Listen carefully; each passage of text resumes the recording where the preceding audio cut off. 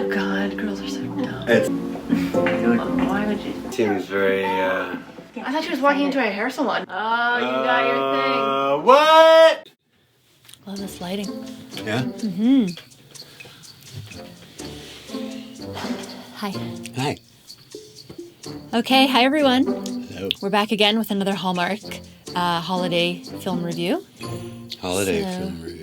Holiday. That's This appropriate. one- That's appropriate for this one, This right? one's about Hanukkah. Yes. 8 Gifts of Hanukkah. It was world premiere, and I was really looking forward to this one because I really loved Love Lights Hanukkah.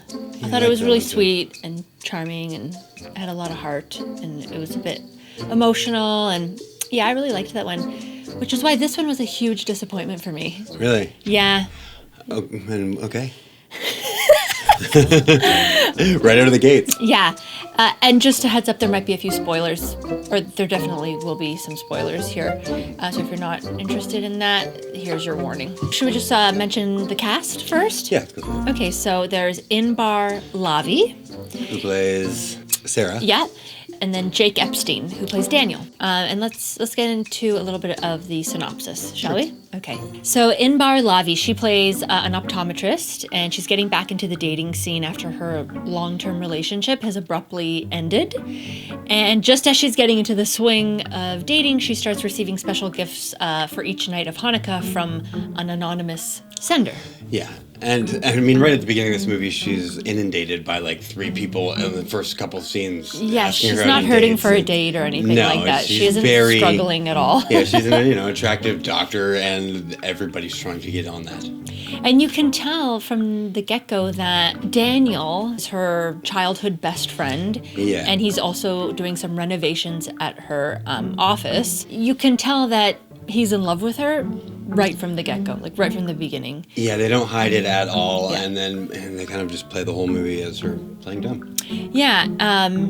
So it all takes place in an optometrist office, which is under construction, and it's headed by Daniel. Yeah, it's the main location for it because it feels like it didn't share a bunch of different households like a normal Christmas No, movie there was would. mainly two different households. Her, Daniel's, who with this it was like a huge mansion that he lived in because Yeah, he owns his seriously. own contracting company, I guess.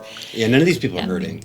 No, definitely not. And then the Jewish Community Council for Holiday. No, I really liked this. I thought this was like a good way to show the cast together. It's this Jewish community council that is planning, what do they call it? The muzzle ball? Yeah, the Mazel Ball. So, And it was a good way to show because Daniel's on the council, Sarah's on the council, and her ex-fiance Paul, who pipes up during the meeting. And Yeah.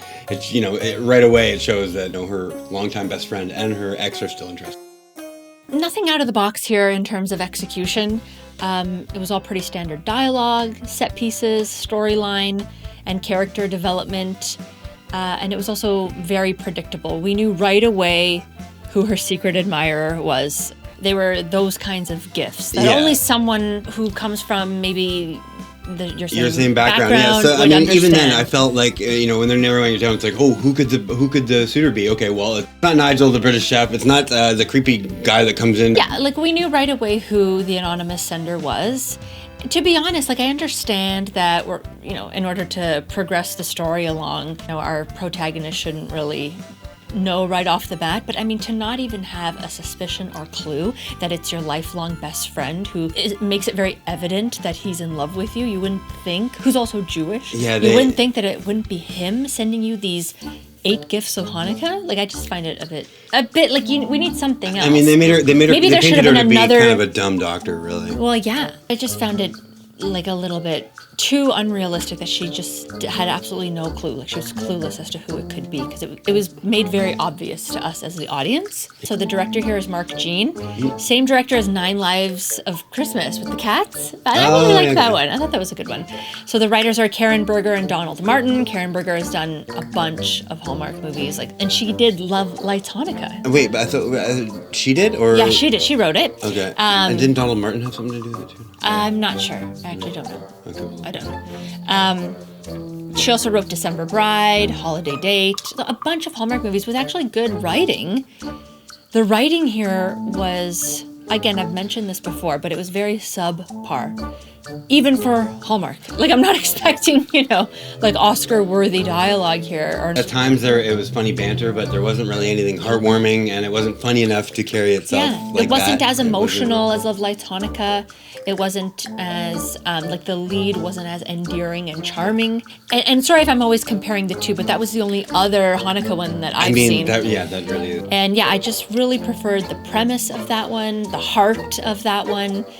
This was just, obvious right away. Like, there was really no investment after that. Even Daniel, the best friend, gets angry at the end, but it's like, how could you not know it was me? It's like by I think gift 7 or something, or maybe even by the last gift, it's like, oh my god, this is getting real old. Yeah.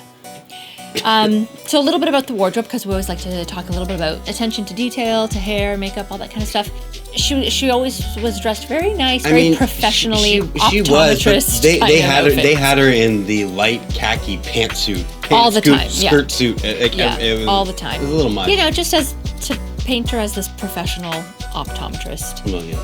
A lot of blue, a lot of white. Yeah, it's almost like if you're not using red and green, you're demoted to like using Greek or like the blue and white traditional celebration colors. It's kind of everywhere weird. that you didn't see the typical Christmas red and green, there was like an obsession with blue, silver, and white everywhere else. So in terms of performance, I think Epstein is easily one of the best things this movie has going for it. He was cute, he was lovable, he had this like nerdy, boyish charm. Yeah, I liked him. I liked him a lot. He looked good on screen. He kind of reacted well. Lavin was okay. I liked her in the beginning, but I slowly grew to dislike her as the movie went along, because I was just it feels like Lavin never really came out of she never came out of her shell the whole movie, and I wasn't sure if it was a character. And just for an optometrist, just so like completely clueless about everything around her. You spend your life looking at somebody else's eyes or other people's eyes. That's it. You lose sight of your own. There was a moment in the movie where she's checking Daniel's eyes,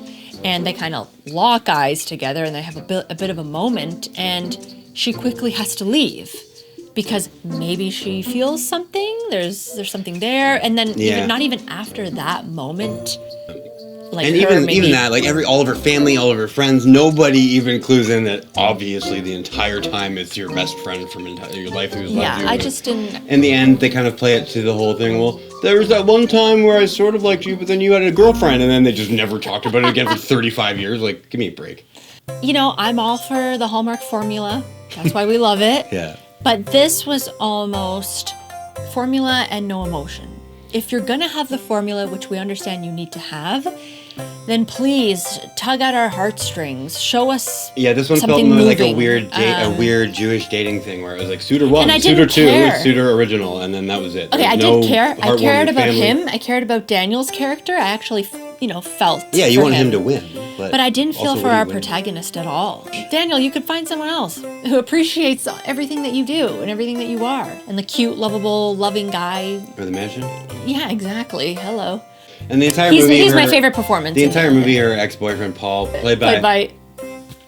And he was poking his head in the whole movie. They also made it very obvious that he was not romantic enough to be the one giving her gifts. So and very busy, very career-driven. I didn't get the sense that she was so preoccupied with work that she didn't have time to celebrate Hanukkah, or she was losing some sort of like spirit for it, or it was mainly she just wanted to get dates. And I'm just like, okay, I guess that's fun in a way, but I don't know. I was just expecting a little bit more emotion, and there was actually one kind of moving scene where they're outside in the square and they're playing that song. Again, we'll have to put the name of what that's called on there, that Jewish kind of song when they light the menorah. Oh, yeah. And that was actually quite lovely. Like, she got emotional when she heard the song, and it actually is connected to one of the 8 gifts that she received. I think it was a music box that was playing right? So one thing that we like to do always to end the video is we like to go through the Hallmark tropes or angles or formula. Our little checklist. Okay, so let's go through the list. Okay. The almost kiss. Yes, I think. And also the thing in the optometrist office, and there may have been one other one, but yes, there was an almost kissed. The change of heart. Yes. She once saw him as a best friend, and now she's, towards the end she sees him. The agreement. No agreement. The big secret. I mean, the big secret is that he was in love with her his whole life. Yeah, it wasn't really a secret, but there was a big secret.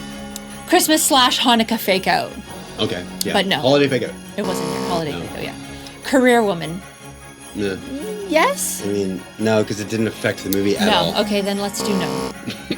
Great misunderstanding.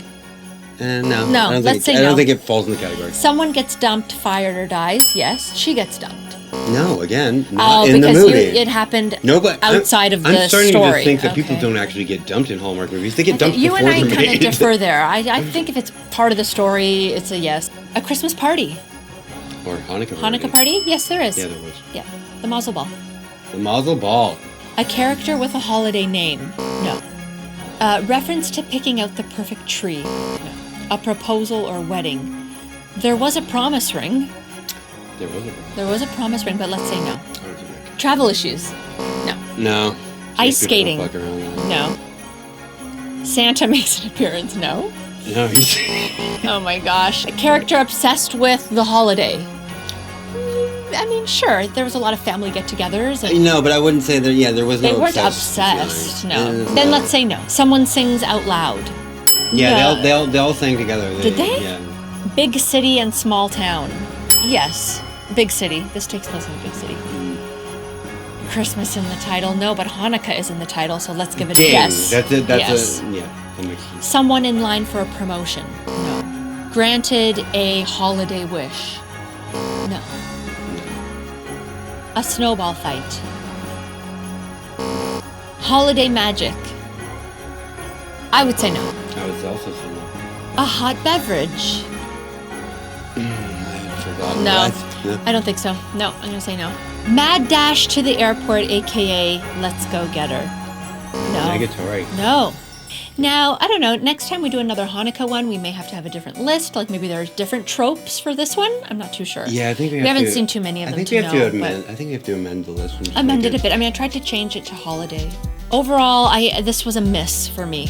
I think it missed the Hallmark for me. As for me, this is a miss. Unfortunately, I really wanted to like it. I had high hopes. Loved Love Lights Hanukkah. Like I loved that one. I've seen it 3 times. Well, this is already a better review for that movie. I know. So please watch Love Lights Hanukkah on. Watch it. It's great. Hallmark. Yeah. No. This was so. Yeah. Good. Happy Hanukkah. 20 minutes.